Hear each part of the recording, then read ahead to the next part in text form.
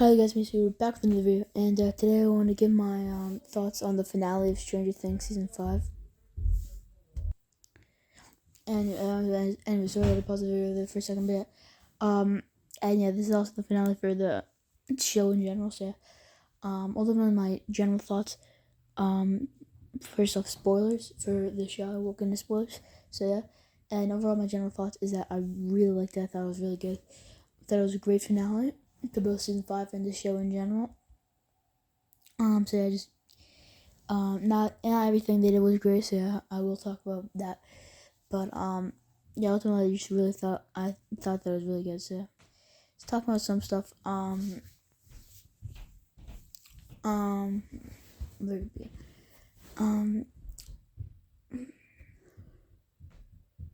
So yeah, it's starting off with, I guess, in the positives is that I really liked all the characters and stuff, and I like how this one put the focus on like Hopper, because Hopper is my third favorite character in the show.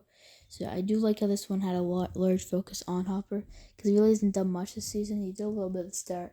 He didn't really do anything in Volume 2. But I like how this one had a focus on him. I also like the focus on 11 they put back here. And yeah. And also I think this just did a really good job of wrapping up everything. So yeah. Just get started with it.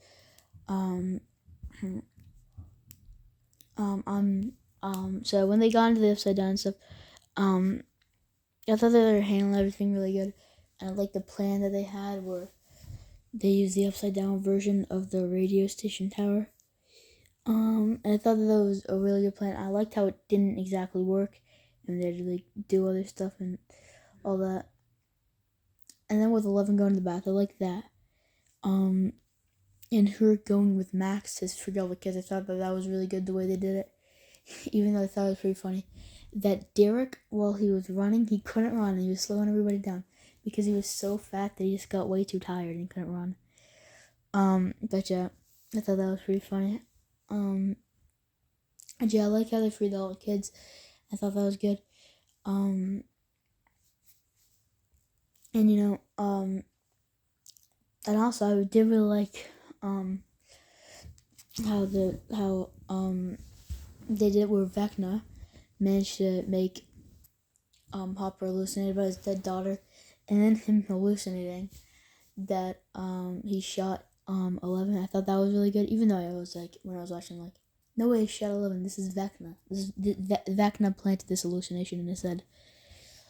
And yeah, obviously that was what happened. But yeah, when that happened, and then finally, when the military takes over, which wasn't good, but then when they shot Callie, like, finally, bro.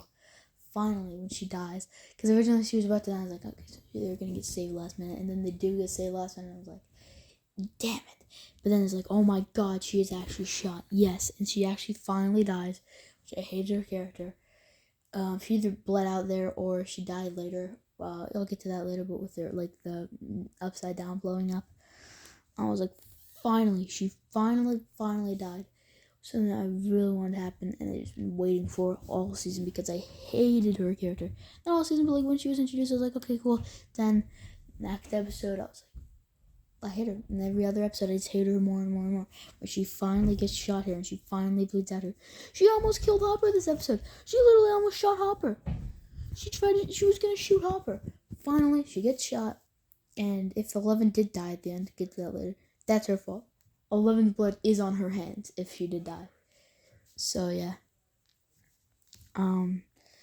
Even if 11 lived, she ruined 11's life because now she never gets to see Mike again. And yeah, her life, like, why would this? She's such a bitch. I mean, like, Callie is just such a bitch, and I was so happy when she got shot. I was so happy when she finally died. Even though I would have liked if more people died, but yeah, whatever. Anyways, talking about that. I liked how their plan failed because, like, a lot of times, they had this plan, and I like how their plan failed by almost winning, but it was almost worth 100%, but then it failed. And I like how, man, that was like bait, and a lot of people hated how they baited that Steve died. I actually didn't mind. I actually liked the moment because first off, my heart was racing. I was like, oh no. And then yeah, Jonathan saved him, which I thought was cool. But I didn't really mind that they baited that Steve would die because first off, and like there's a thing about like, that if they hadn't baited before, if they hadn't baited Karen's death, then if they hadn't baited Karen's death, if they hadn't baited Hopper's death, then I would have been like, okay, yeah, this is cool. This is cool. This is cool. This is cool. I would have been 150% fine with that. I'm fine with this. Like, I still like it, but ultimately, I think a lot of people are pissed off because if they had really only baited death once in this entire season, and it was this moment, well then I think a whole lot more people would be fine with it because like I also don't want Steve to die. I'm so happy he never died. I'm so happy he made it out because yeah, I'm really happy about that. Then yeah. So yeah, I do like them. I do like the team going in Dimension X. I thought that was cool. But yeah, and then Murray blowing up helicopter. I thought this was all very cool. And that one guy who 11 made shoot himself. Like I thought it was all good and well handled. To think of more things. But yeah. So I liked all the characters going to the Dimension X, like I said. I really liked it there because how you get to see the spider thing. I get to now the spider thing, but then Vecna, because all the kids are in the cave. Vecna tries to get Holly with this group move. Derek saves the day, saves Holly's life, which I love because I love Derek in the season. But yeah, and then when Vecna tries to go in the cave, but then he has like all this PTSD. And all the kids like escape, and then he has a memory and he goes to the PTSD, and then Will sees him and he's like, oh, you're just like me, you were just like me. I was like, okay, so this is a redemption arc thing, honestly. And a lot of people how it came out and been like, finally they didn't actually, thank God they didn't actually give him a redemption arc. Like, what? Because like, okay, first off, season 4 didn't want this guy to get a redemption arc, okay, because I think that they never picked a side in this entire show where he kind of gets it in, but he really doesn't, right? He really is the main villain, but at the same time, he slightly gets redeemed. I hated that. I did not like that at all, okay? Because like,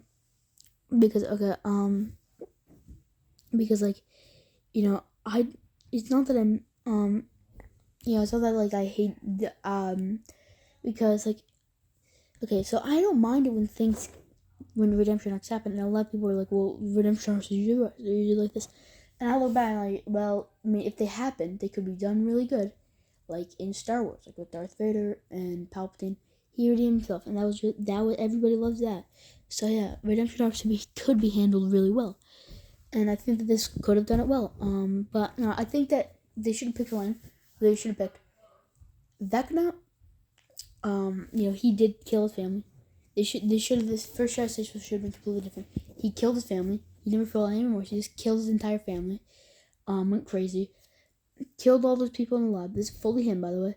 And then, like, this is sort of weird season 4, but, like, and then we confirmed that, all the 11 shit happened.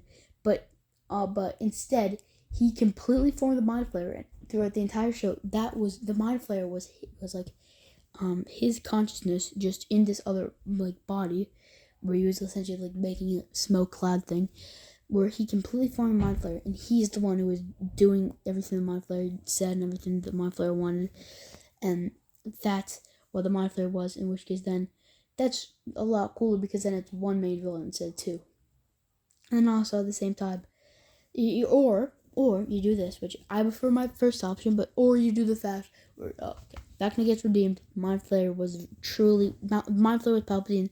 He was Darth Vader. He dies, saving the kids and killing the Mind Flayer. But then what this thing decided to do, is just make him bad, but also make him sort of redeemable, but still ultimately the main villain of the show. And also, like, they were treating him as if he were also the Mind Flayer. No, the Mind Flayer was even the bigger one. Like, the Mind Flayer was still the main villain. Like, that's not even, like, true, because the Mind Flayer was the main villain. The Mind Flayer was the one who was in control. And, yeah, and all that stuff. So, the Mind Flayer was that guy. So, I didn't like them doing that. But, whatever. Although I did really like to see the Mind Flayer in the physical spider form. It reminded me of it, how Pennywise turns into the spider at the end. So yeah, I did like to see that. That was really cool because it's like this big kaiju of the Mind Flayer spider. Because he was always kind of based off a spider, which I really liked the design and stuff. So yeah, and then yeah, so I did really like seeing that. Although I think Will should have used his powers a little bit more. I think that it should have been a tag team between Will and 11. I think that would have been cooler. If both of them were at the same time. If both of them at the same time were just killing Vecna. Instead of Will sort of helping, but it's mainly just 11.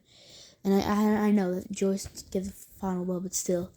If Will was also helping out, because he does have powers and he barely uses them, and I think that in the season he didn't do a lot because he killed a bunch of Demogorgons, he broke Vecna's leg, and then he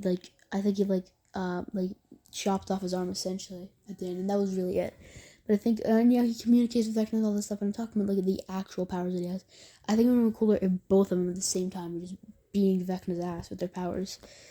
So yeah, but yeah, the kaiju. And then then finally freeing all the kids.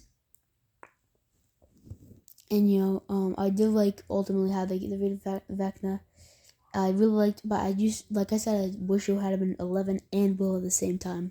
So they stab, so they give Vecna on the spike thing, and then I like how Joyce walks on with the axe, and I like how Joyce is the one that does it, because and even the flashbacks of what happened to Bob, with all Bob, and all the shit that she had to go through with Will in season 1 and 2. I mean, all caused by Vecna. That's why I think it would have been cooler if he was also the Mind Flayer. But whatever. And you could have even still had the giant kaiju fight. I mean, it could have been Vecna as just the kaiju and him at the same time. The kaiju could be the first stage of the fight that defeat the kaiju, then Vecna wakes up from his trance thing, and he fights him. So I think that would have been cooler. Because then it's still Vecna.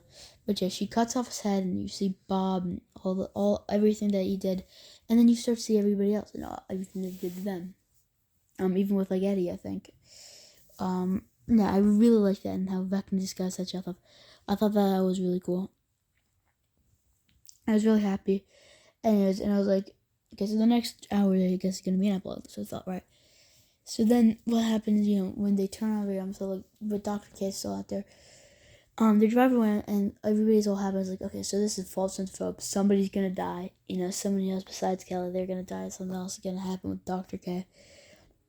Although I do think they should have ended the whole Dr. K thing earlier than they actually did in the show. Because it's they defeated the main villain, Vecna, and the Mind Flayer. They killed them both, and then Dr. K suddenly shows up, and then she's now the main threat. And so yeah, I mean, ultimately Vecna and Mind Flayer were the main villain, but ultimately I think we should have defeated Dr. K first, then moved on to this. And you couldn't even have the same sacrifice still of ultimately her going in, because they're gonna replace Dr. K. So yeah. And they get out.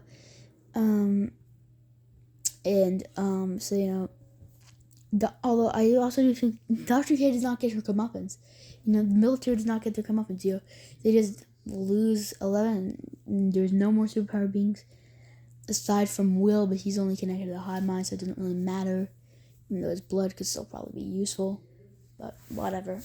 But yeah, they destroy the Upside Down, and they're about to destroy the Upside Down, and Dr. K, corners them, and they get them all. But then 11 is there. She's just standing right outside of the thing. She's standing right outside of the main battle. She's standing right in the Upside Down, right behind the portal. It's first off, you're not gonna fly into the middle of the Upside Down, because Dr. K easily could shot her with a tranquilizer, quickly got her body. In the time that they realized it, they could have easily shot her with a tranquilizer, got her up, got her body, taken her away. So yeah, that's just stupid. But yeah, so she stands there, and then she does a little thing to Mike, and she's like, oh yeah, this is whatever. And then ultimately, I really like the reference because like right before she dies, she said goodbye, Mike, which I think is a great reference to season 1, because that's what she said right before she sacrificed herself in season 1. Ultimately, she lived through that, so maybe she lived through this, whatever. And then then she dies, seemingly, at least. And then you get the epilogue. I was really liking it. I would like the fact that that Max and Lucas finally went to the movie. I like the fact that even though I think it would have been better if Nancy and Steve were also together, I really like the fact that Steve's a baseball coach, and the sex ed teacher. I think that was all really good. Jonathan went to NYU, which I really like because that's what Joyce said in season 1, where she said to like Lonnie, like that he always wanted to go to NYU. So yeah, I really liked that. And yeah, I really like all that stuff.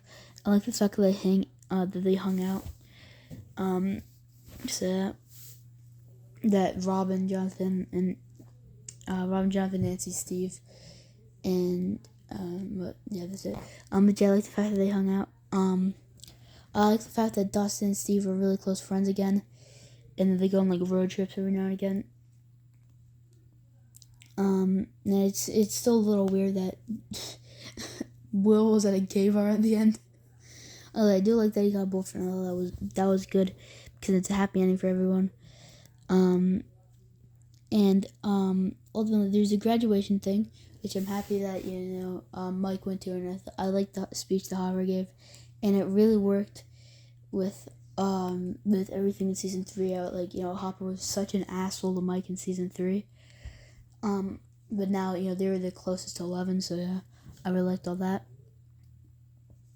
And then, ultimately, with Dustin's speech that he gave, I really liked it because, okay, so yeah, I thought it was good at the start, even though it was a little corny at times. I thought it was ultimately really good. But then what I really liked at the end was when he tore off all the stuff. He was in a Hellfire t-shirt, which I thought was really cool, as a reference to Eddie. But then he did the really cool stuff as just a big reference to Eddie. He took the diploma, and then he flipped off the principal, which I thought was a great reference because in season 4, that's what Eddie said. He said, this is finally my year, and this year I'm gonna snatch the diploma and I'm gonna flip him off, which I really liked. Which I really liked that he actually did it for Eddie, even though I think that it would have been better if they had in like just a line or something, or a newspaper, or something that Robin could say it. Where you just hear that Eddie was exonerated for the crimes. I don't know how they would who they would pin on or anything, but if just Eddie was exonerated, or at least in the eyes of the public, exonerated for the crimes, because I don't want Eddie's name to be disgraced the way it was. Also, I would have preferred a lot more comeuppance for the bullies characters. Like, I think that they should have got mauled by Demogorgons and Demodogs. Also, we should have saw Demogorgons, Demodogs, and Demobats in the final showdown. I don't care. Should have saw an army of Demogorgons. Sad that we most likely will never get to see that.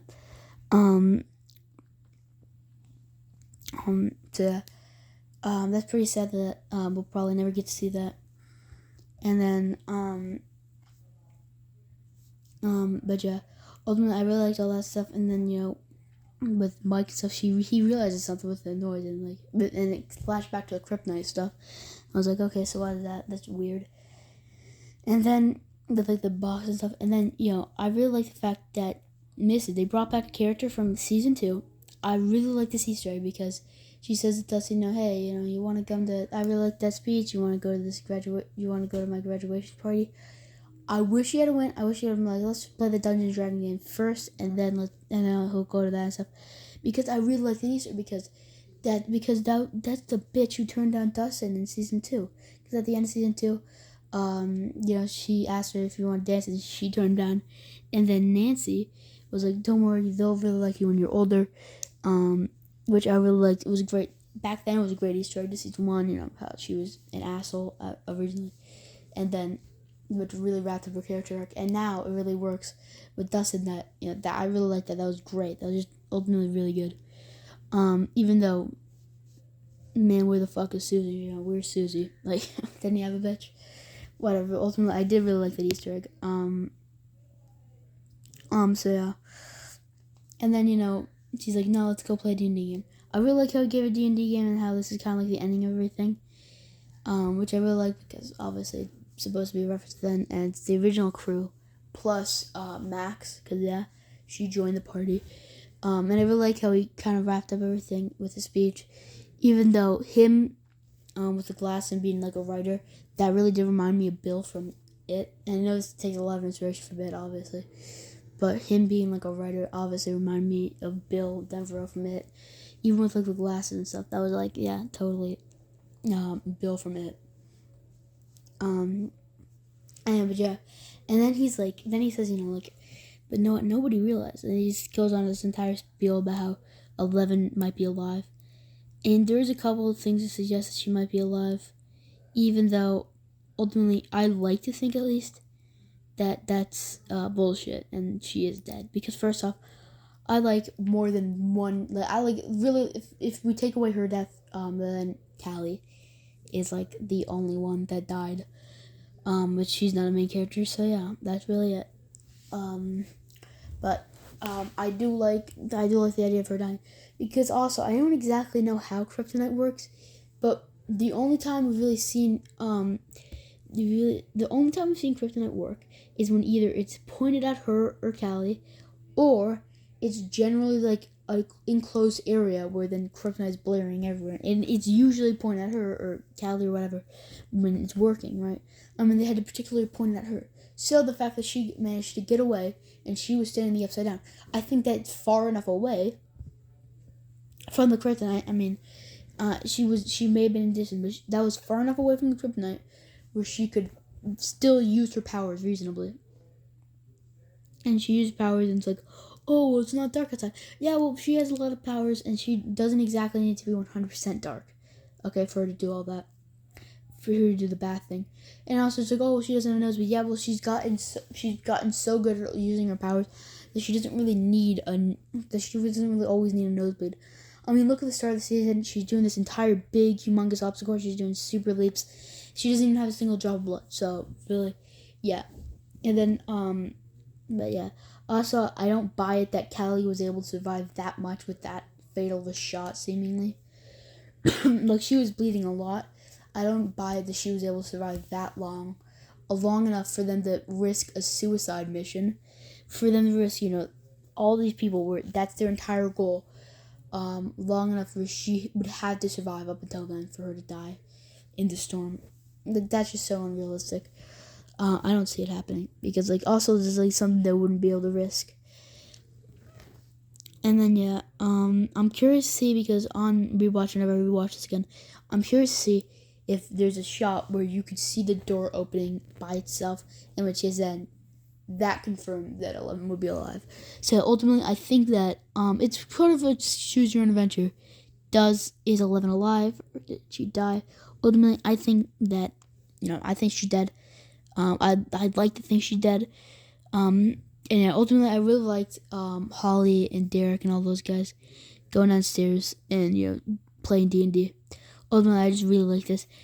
But you know, I want to give my thoughts on some potential spin-offs they could do and future like sequels and stuff.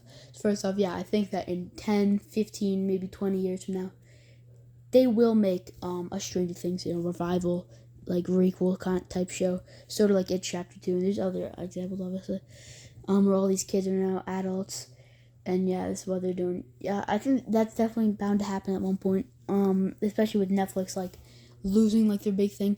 I mean, they're trying to subsidize it with making this shitty animated series, which probably will just break lore anyways, because it makes no sense that they went on an adventure between season 2 and 3.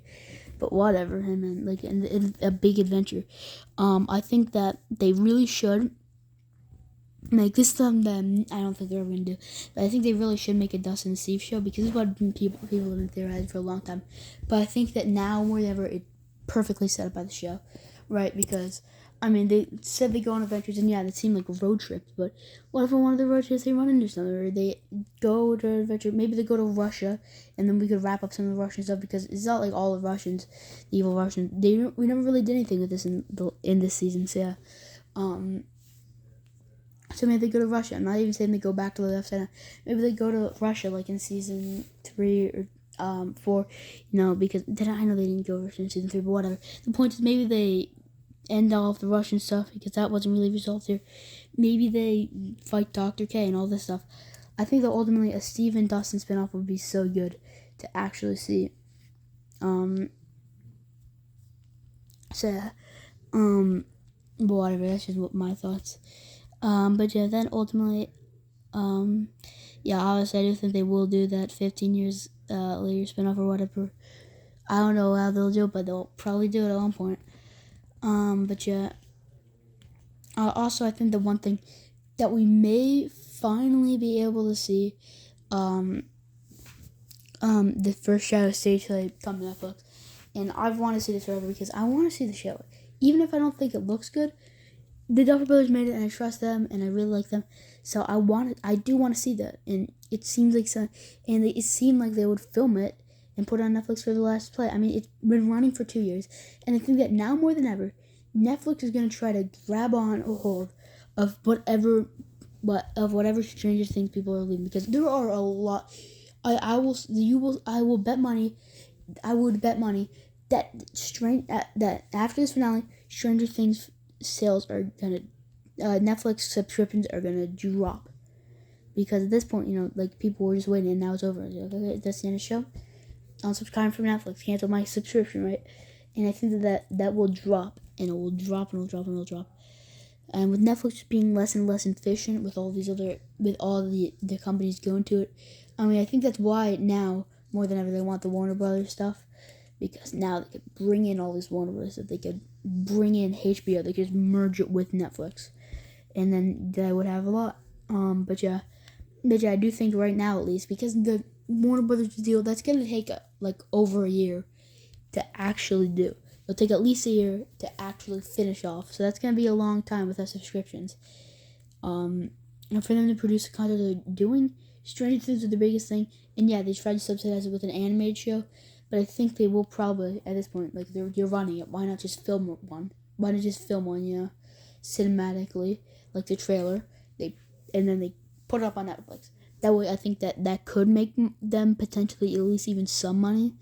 Which I think that there's nothing I think that's just a smart business choice, because now that Stranger Things is gone, a lot of people are also going to be on, and you want to grab on to whoever is leaving as quick as you can. Another Stranger Things thing, that could be really good. So yeah. Anyways, that's just my thoughts on everything. On the Stranger Things season 5 finale overall. Ultimately, I thought it was a really great episode, and ultimately a really great show. And yeah, I'll see you all in the next video. Bye.